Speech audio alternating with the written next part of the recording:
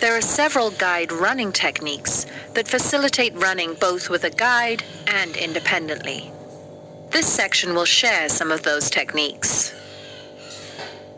Running with a guide wire entails pulling a rope across a gym, track, or driveway or open area very tightly with a carabiner or handle on the rope. Make sure there is a clear marker at the end of the rope to signal the end of the running rope. Auditory running. A child could run to a caller or to a sound with a runner running ahead of him. Running on a treadmill allows a child to run freely and increase or decrease speed as needed.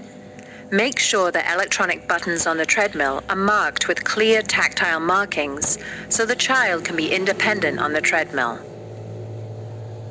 Another way for a child to run independently is to run in a circle with a 30-foot rope pulled tight attached to a large stake.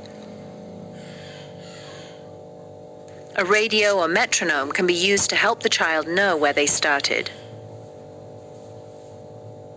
A child could be guided by a guide runner who gives the child their elbow, and the child grabs the elbow like the human guiding technique. In this way, both runners can swing their arms at the same time. If the runner is taller than the guide, make sure they hold their shoulder. It is important that the guide runner is faster than the child, who is visually impaired, so the guide does not hold the child back. A tether is a short rope, shoelace, or towel. The guide runner holds one end, and the person who is visually impaired holds the other end. In this instance, both runners can swing their arms during the run. In this technique, it is important that the guide runner is faster than the child who's visually impaired. In many cases, when a child has usable vision, or if a child is very familiar with the terrain, a child can run independently.